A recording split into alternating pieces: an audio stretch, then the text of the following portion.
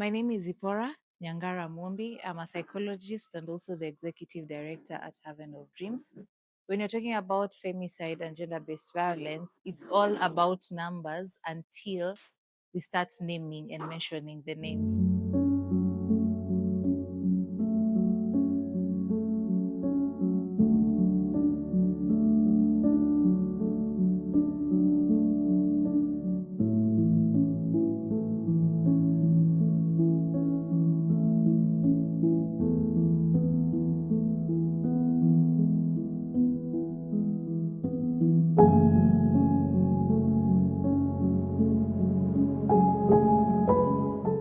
This is Michelle Nasimiu Wanyonyi.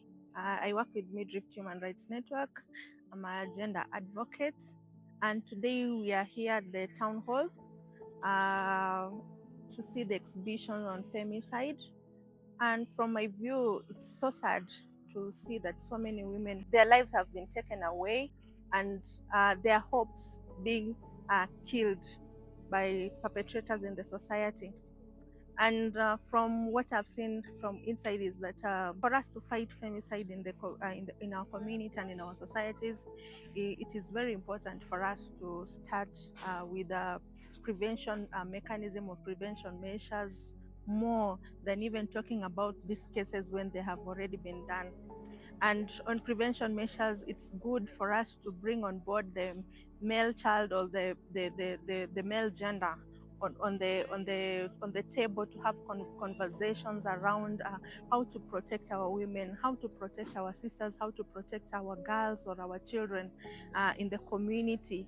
Just having men to discuss and denormalize the societal norms that make women to be vulnerable in the community to the extent that they are killed. My name is Ben Karanja. I'm a resident here in Nakuru County. I'm a youth leader and a budget champion here in Nakuru. I'd like to talk about femicide and the role that as men we can play in order to end femicide. First of all, hizo ma message mnarudisha hapo kwa social media, the misogynistic kind of messaging that you are creating in the social media, it's not a good thing. Whenever you witness or if something is brought to you, kesi yoyote ya GBV, be very sensitive and empathetic about it. Assume it's your mom or your sister or your daughter who is going through such a case. How will you react to it? Also, have the hotline numbers in your mind. Whenever you witness violence, report it to gender desk. Advise the person to go to the hospital and to the police station. Get to know the rescue centers that are available in your area. Just be someone who is productive in these things. Na wanaume hapa nje, wengi wenyu mnatukanwa and hamjui ya react. Wengine wenyu pia mnachapwa, mnaogopa kwenda police station.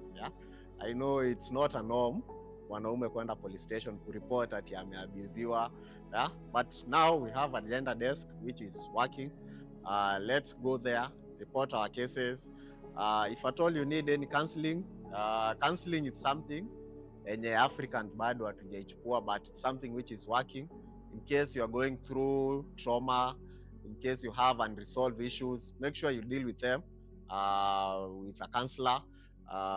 And then inazuia hizi vitu kidogo kidogo. Najua watu wanapenda kuchochana pale kwa bar, ati upigane makofi 2-3. At the end of the day utakuwa unaua a sister to someone, a mother to someone, a daughter to someone, na ni wewe utakuwa unajiletea mashida. So find ways where you can handle your stress, your anger before it reaches to something like femicide. Thank you so much.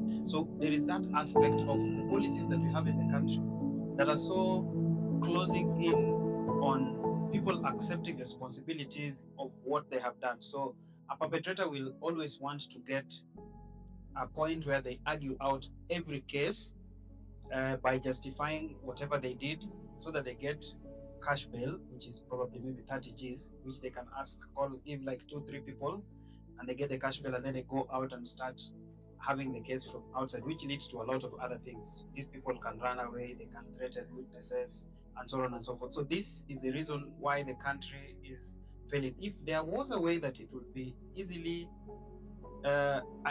we could easily identify a case at the very onset and have stringent measures that stop room for negotiation, room for bail for victims to perpetrators, or having an opportunity where perpetrators go scot-free because of a simple bribe of 6,000, 5,000, you name it. So this one will help us go a great way in trying to solve these issues. But as of how it is now, do not accept liability still stands, because I will say, yes, I did not do it. I'm hoping to get a cash bail of 30,000, which my friends will help me pay. Yeah, and then it turns out to the cat and dog games that go around our courts. So we are failing on our policies, that I would say. Unaona, if I don't say it's the victim who is responsible, it could also happen to me. So in order for the world to be safe, orderly, peaceful, I need to blame somebody. And it can't be the power structures, because a lot of us are very afraid of speaking truth to power, of holding the people responsible for this, for the crime, for gender-based violence, for femicide. We're afraid of calling the government into account. For example, femicide is a crisis that should be prevented entirely by the government. Because if the government did their work, and their work is to keep citizens safe, we would not be having the crisis that is femicide today. But it's the government who is responsible for education. The government is responsible for ensuring that from a young age, children are responsible, they know how to respect each other, they know how to address each other, they know how to address conflict. Government does not participate in teaching such kind of education. We do not have comprehensive sexual education in this country. We do not even address when we have conflicts in this country. So as the conflict keeps on escalating, and it's clear to say, and all of this I'm going back to victim blaming, it is clear to see escalation of conflict comes because the government doesn't address it, doesn't provide protection, doesn't do anything about it. When perpetrators are left out there and nobody arrests anybody, the government does not take its charge in arresting perpetrators, what message does it send?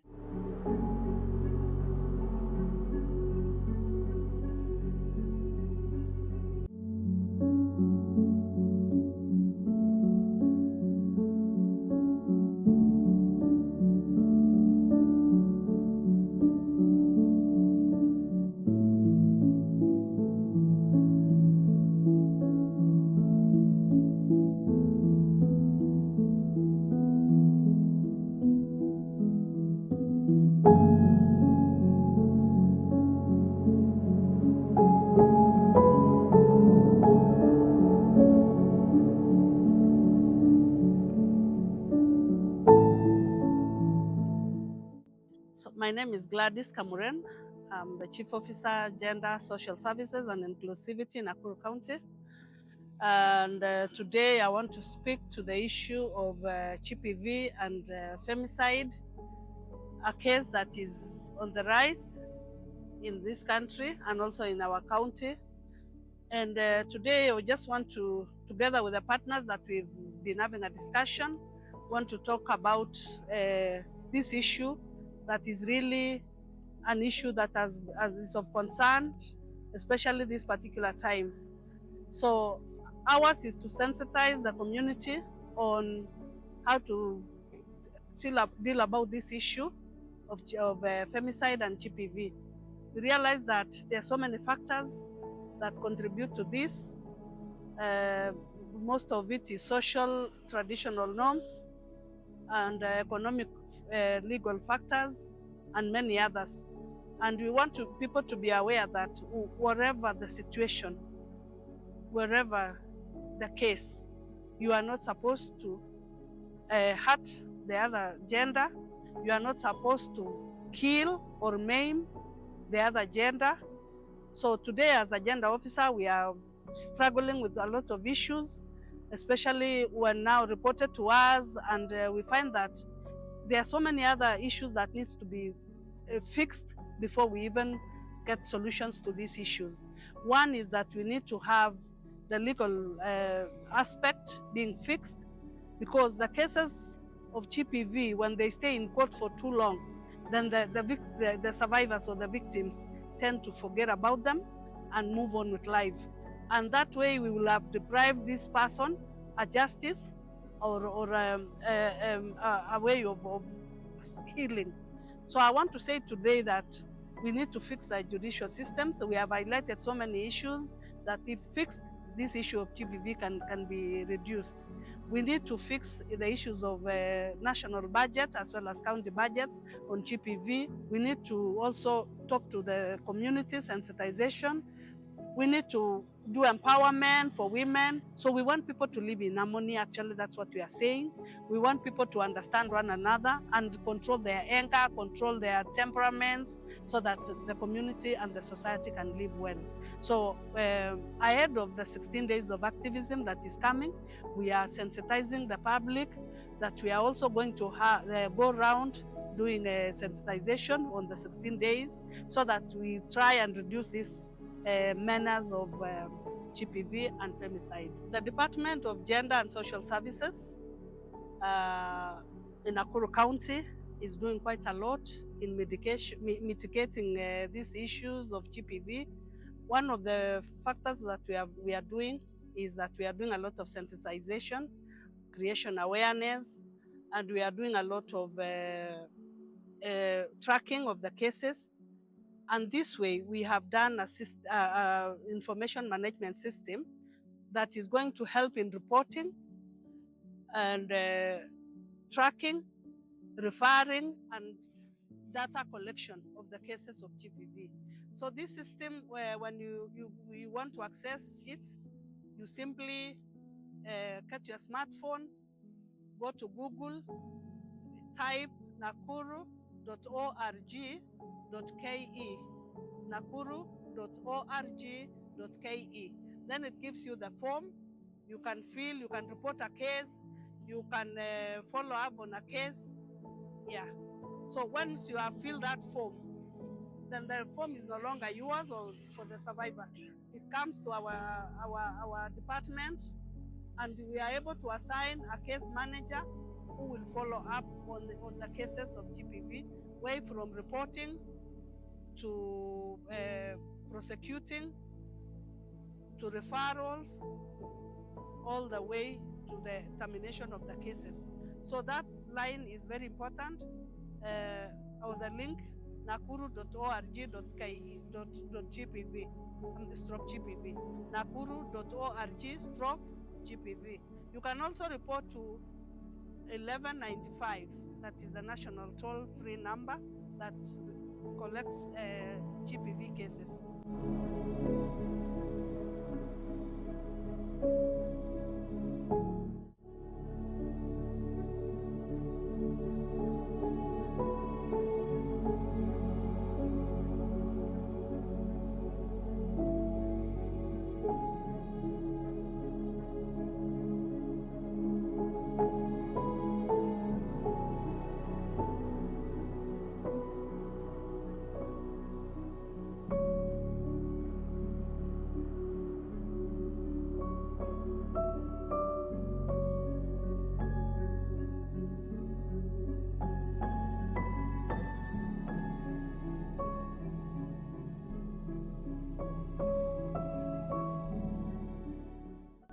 I'm Muna, popularly known in Nakuru County.